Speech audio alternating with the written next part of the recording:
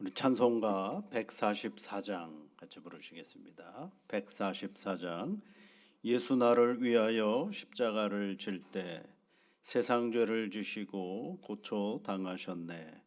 144장 찬송입니다. 예수 나를 위하여 십자가를 질 때 세상 죄를 지시고 고쳐 당하셨네. 예수님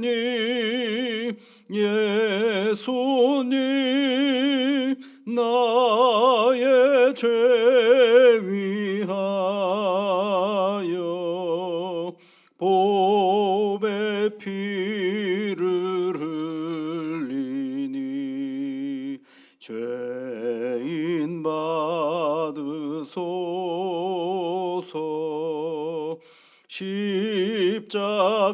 십자가를 지심은 무슨 죄가 있나.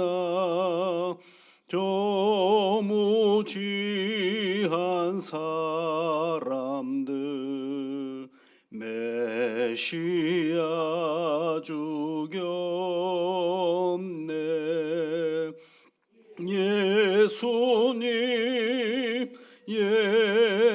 예수님 나의 죄 위하여 보배 피를 흘리니 죄인 받으소서.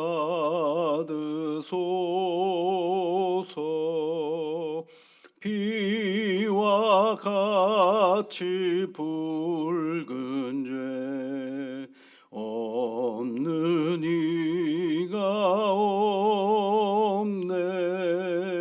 십자가의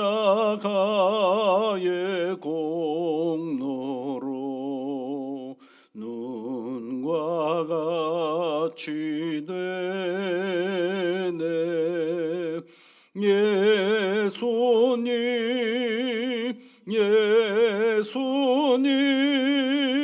나의 죄 위하여 보배 피를 흘리니 죄인 받으소서.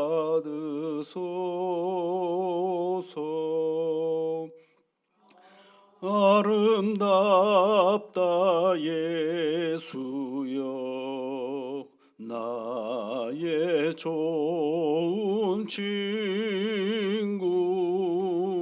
예수 공로 아니면 영원 형벌 받네.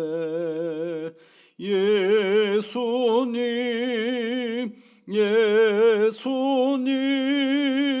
나의 죄 위하여 보배 피를 흘리니 죄인 받으소서.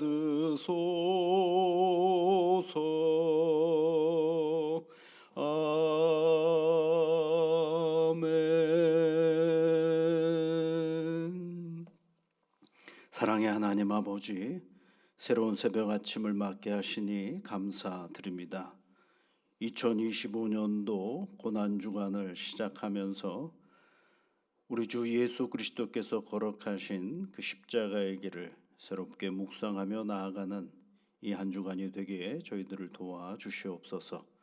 나를 구원하신 예수님을 찬양하고 고마워하고 감사할 줄은 알았지만 주님의 걸어가신 고난의 시간은 전혀 생각하지 않고 때로는 그런 순간이 없는 것처럼 살았던 저희들을 용서하여 주옵소서. 그저 고난은 부활을 준비하는 하나의 과정으로만 생각했던 저희들의 우둔함을 하나님께서 용서하여 주시옵소서. 묵묵히 걸으셨던 그 십자가의 고난이 없으면 오늘 우리가 있을 수 없었음에도 불구하고 고난이라는 단어는 신앙생활의 어두움이요 불신앙의 결과인 양 치부하고 외면하며 살았음을 회개하오니 주님 용서하여 주시옵소서. 다시 이 새벽에 주님이 걸어가신 십자가의 길을 저희들도 서보게 하여 주시사 우리 주님이 그 길을 걸어가셨던 길이 결코 끌려가시는 길로만 끝나는 것이 아니라 하나님의 오랜 구원의 경륜 속에 하나님 우리 주 예수 그리스도께서 능동적으로 걸어가셨음을 결코 잊어버리지 않는 시간 되게 하여 주옵소서. 인간의 무지로 만들어진 예수님의 고난을 주님의 능동적으로 이끌어 가시는 모습을 통해 내 삶에 다가오는 고난을 거부하는 것이 아니라 내 믿음의 삶의 동력으로 이끌어가는 담대함을 저희들에게 허락하여 주시옵소서. 주님이 걸어가신 그 길에 우리도 함께 동행하며 나아갈 수 있는 단단한 믿음을 허락하여 주옵소서. 이른 아침에 하나님 앞에 나와 간구하며 하나님께 기도하는 주의 자녀들에게 주의 성령께서 함께하여 주시사 복의 복으로 이끌어 주시옵소서. 예수님의 이름으로 기도하옵나이다. 아멘. 오늘 함께 볼 하나님의 말씀은 요한복음의 말씀을 보겠습니다. 요한복음, 요한일서의 말씀은 잠시 놔두고요. 요한복음 18장 말씀입니다. 요한복음 18장 1절부터 11절까지 말씀 함께 같이 읽어보겠습니다. 예수께서 이 말씀을 하시고 제자들과 함께 기드론 시내 건너편으로 나가시니 그곳에 동산이 있는데 제자들과 함께 들어가시니라. 그곳은 가끔 예수께서 제자들과 모이시는 곳이므로 예수를 파는 유다도 그곳을 알더라. 유다가 군대와 대제사장들과 바리새인들에게서 얻은 아랫사람들을 데리고 등과 횃불과 무기를 가지고 그리로 오는지라. 예수께서 그 당할 일을 다 아시고 나아가 이르시되 너희가 누구를 찾느냐 대답하되 나사렛 예수라 하거늘 이르시되 내가 그니라 하시니라. 그를 파는 유다도 그들과 함께 섰더라. 예수께서 그들에게 내가 그니라 하실 때에 그들이 물러가서 땅에 엎드려지는지라. 이에 다시 누구를 찾느냐고 물으신데 그들이 말하되 나사렛 예수라 하거늘 예수께서 대답하시되 너희에게 내가 그니라 하였으니 나를 찾거든 이 사람들이 가는 것을 용납하라 하시니 이는 아버지께서 내게 주신 자 중에서 하나도 잃지 아니하였사옵나이다 하신 말씀을 응하게 하려 함이로라.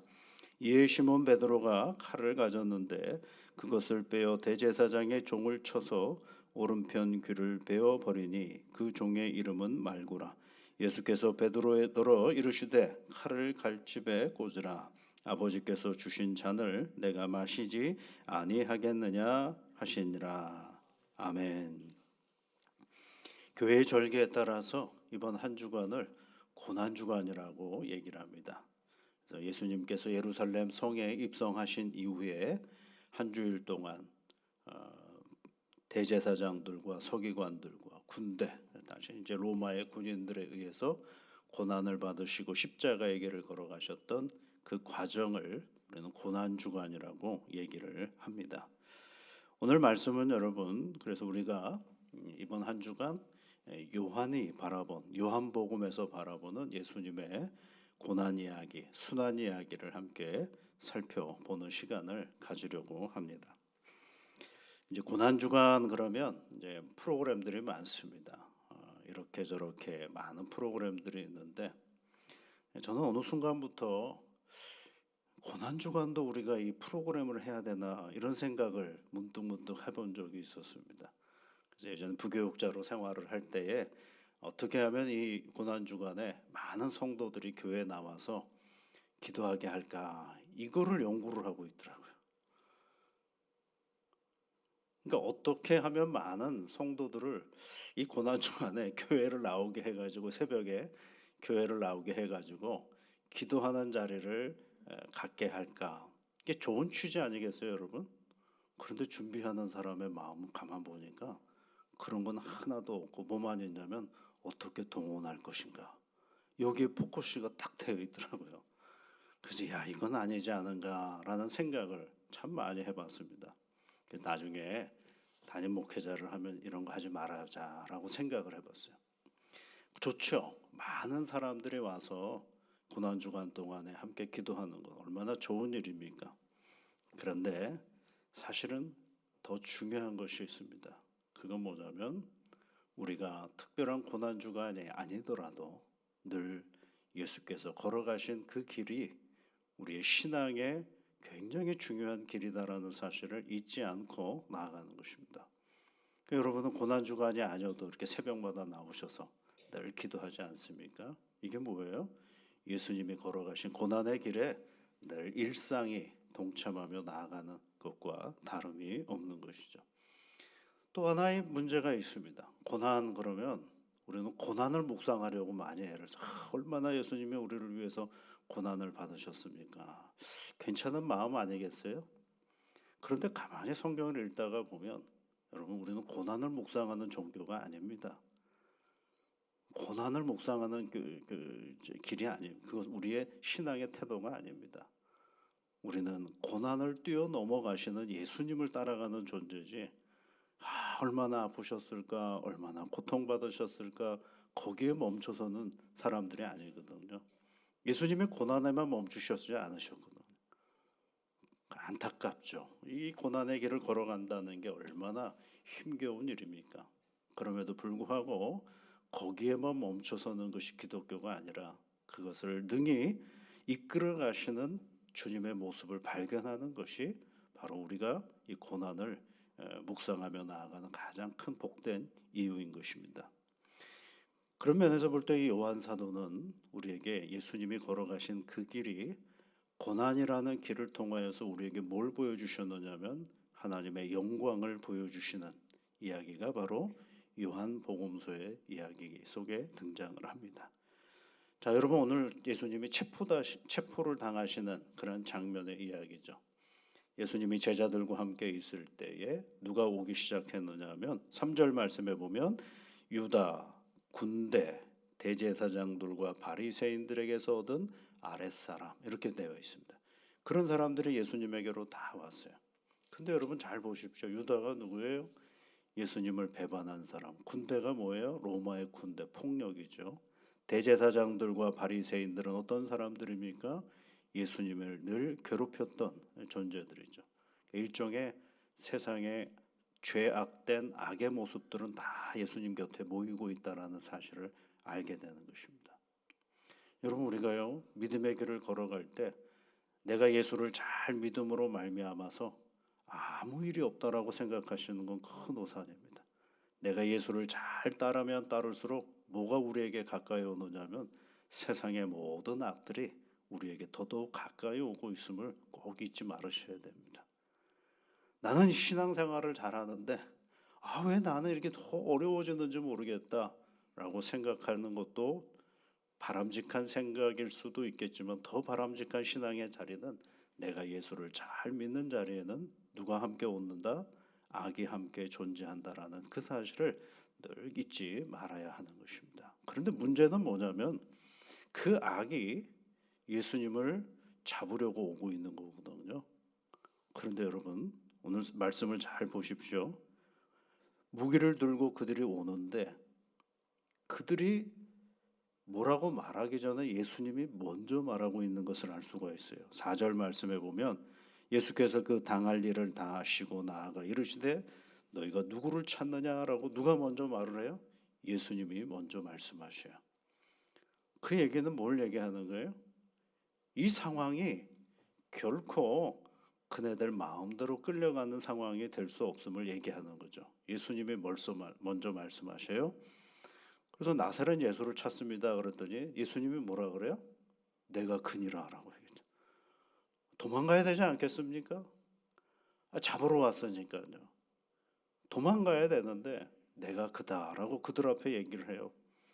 또 한 번 얘기하시죠. 6절에서도 내가 그니라라고 또 얘기를 해요. 그랬는데 여러분 잡으러 온 사람들의 상황이 어떻게 됐는지 한번 보십시오. 6절 말씀을 중간에 보면 그들이 물러가서 땅에 엎드려지니라 이렇게 되어 있어요.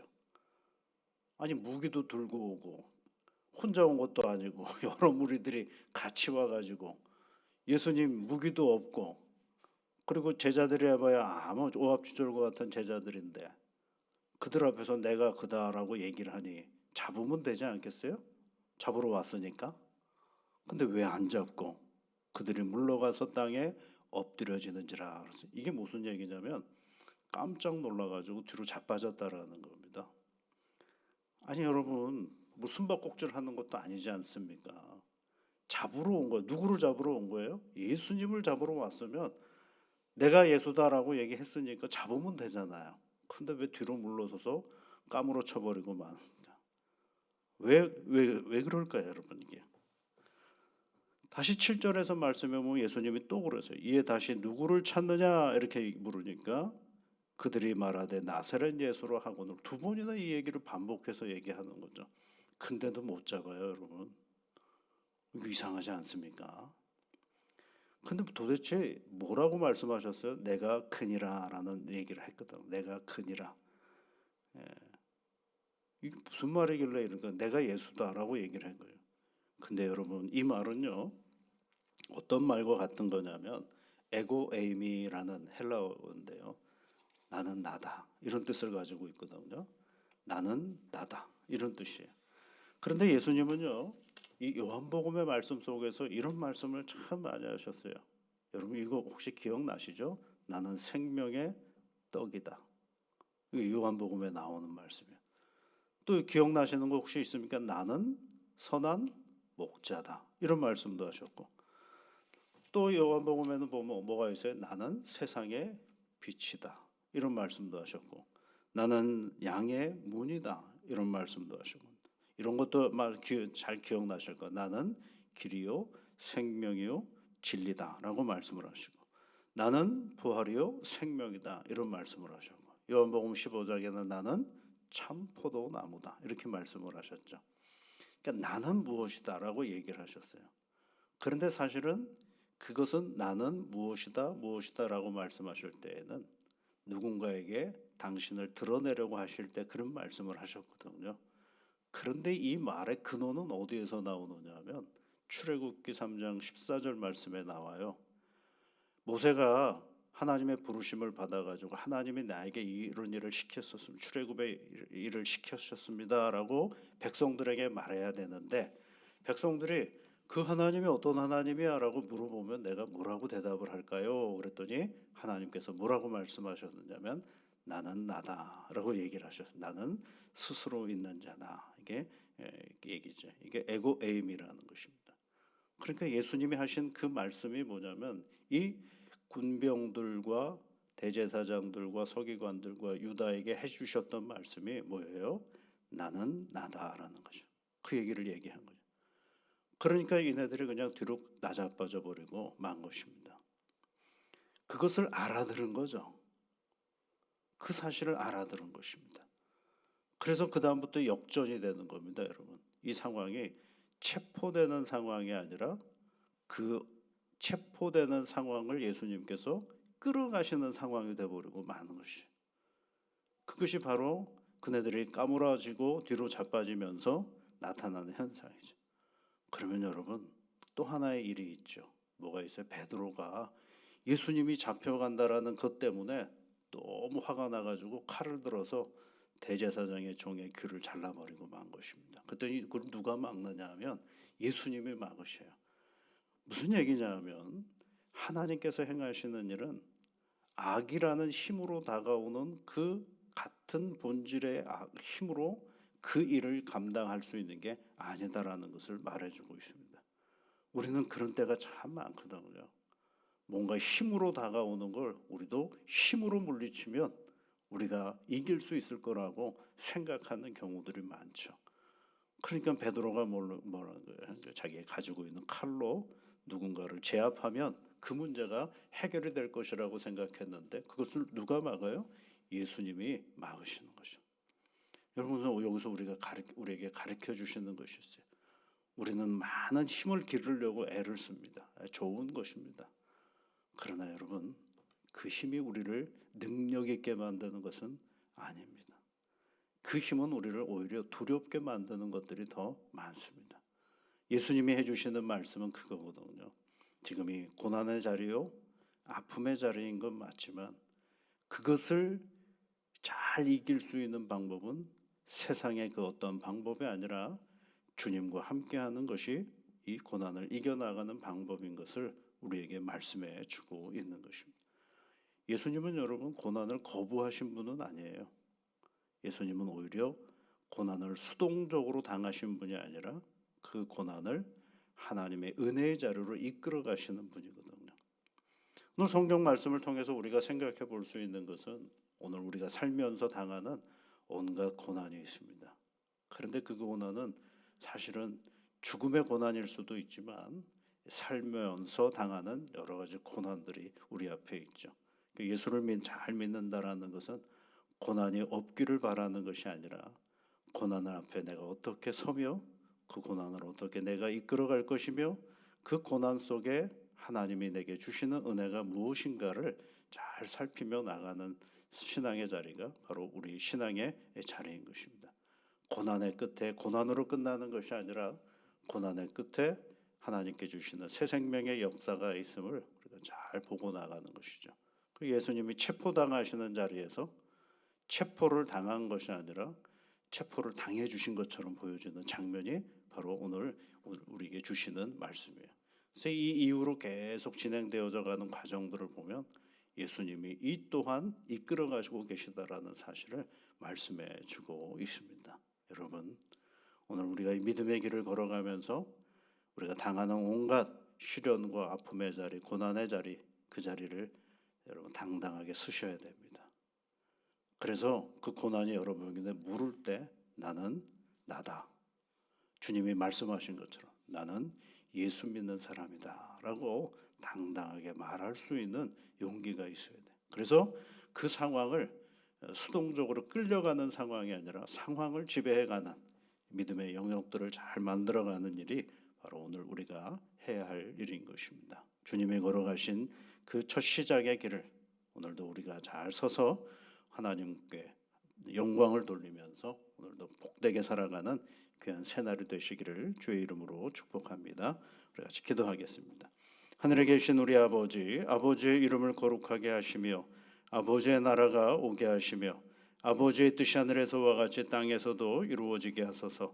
오늘 우리에게 일용할 양식을 주시고 우리가 우리에게 잘못한 사람을 용서하여 준 것 같이 우리 죄를 용서하여 주시고 우리를 시험에 빠지지 않게 하시고 악에서 구하소서. 나라와 권능과 영광이 영원히 아버지의 것입니다. 아멘.